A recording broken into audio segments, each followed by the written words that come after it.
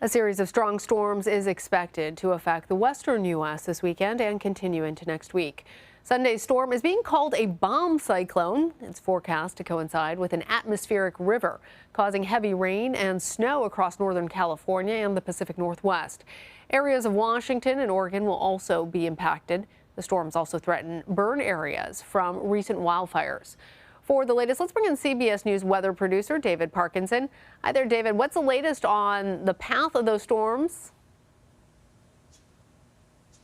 Yeah, hey there, Lana. It is a big deal for California to get this much rain this early in the year, and it is that combination of an incredibly strong low off the Pacific Northwest and the atmospheric river tap that's going to really supercharge this one. As you can see on the radar right now, there's not a whole lot going on. We're in between systems, so we had one in the middle to the end of the week, and in that system, there were times where there were as much as 6 to maybe even 8 inches of rain in portions of the North Bay. Now, instead, things are calming down before we gear up for the next main event. You can already see on the water vapor loop the main storm system well up to the north, sort of south of Alaska, and then that big tropical moisture tap that's going to bring all that rain. It's going to start Saturday night into Sunday, and then probably going to continue well into Monday, maybe even Tuesday.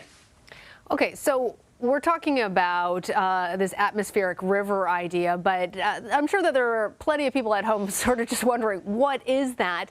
Explain atmospheric rivers to us and how it's going to impact the conditions. Yeah, so the atmospheric river is sort of the nouveau name of the old Pineapple Express. It's the same concept, and basically it's when you connect this moisture hose of water, if you will, that stretches all the way back almost to Hawaii, and when it does that, you get this supercharging of rain that comes. So essentially what happens is that you've got this big sort of tap of moisture that extends well back into the Pacific Ocean, and then you have this really deepening storm. You see all those isobars off the coast of the Pacific? That is the bomb cyclone. That is the storm that is getting stronger and stronger. So when you fuse those together, you have a very powerful storm that is sucking all of that moisture up into the state of California. And what that means is, as long as you have that fire hose, as long as you have that tropical moisture connection, you can get rain rates of 1, 2, 3 inches per hour, and you can get storm totals of 3, 4, 5, 6 inches of rain. To the East Coast, it doesn't sound like a whole lot because, well, it's not. But for the West Coast, that is how they get well into the majority of their rain, is through these atmospheric river events. And so that's exactly what they need to see. It's basically going to be all of these atmospheric conditions fusing together in the right way to bring them this early season rain. As we sometimes say in California, the storm door is open, and oh baby is it. Sometimes you can't get those low pressure systems in close enough to really connect to that moisture stream. Not going to have any problem with that now. And that's why you're getting this mega combo of the atmospheric river and a deepening, rapidly deepening cyclone, aka a bomb cyclone.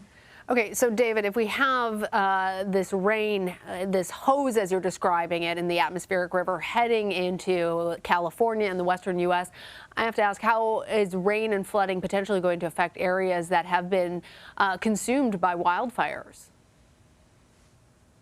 Yeah, so there's good and bad out of this. The good news is for Northern California, frankly, I think this is the end of their fire season. I mean, they're going to have some offshore wind events going into November and December, but the soil and the fuel moisture levels are going to be so much higher than they were last month because all of this rain is going to really quell some of that incredibly dry brush. However, the problem is when you get too much rain too quickly, you can have these debris flows. Essentially, rather than the water coming into the ground and getting absorbed, when you have burned areas, it sort of forms this almost waxy coating, and so instead the water just, almost like a rain repellent jacket, it just drips onto it and then slides down as opposed to soaking into the ground, and that's how you get these sort of slides. It doesn't take a whole lot of rain. If you get an inch of rain in an hour, maybe even an inch of rain in 2 or 3 hours, that can be enough to trigger a debris slide. So we've got these flash flood watches that are in effect for a whole large part of California, and that's not because there's so much rain falling, it's because they're falling over all these burn-scarred areas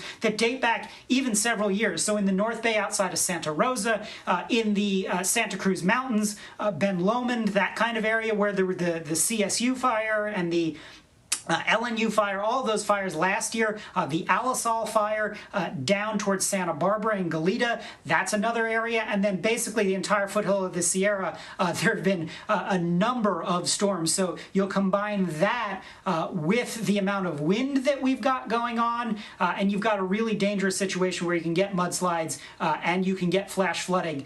We saw in Montecito a couple years ago, when you combine all those together, it can be really serious. So if there are evacuation warnings, you're definitely going to need to follow them, because it can get really, really dangerous really quickly. And the amount of force that these debris flows have, it's enough to carry a car. It's enough to carry some homes, frankly.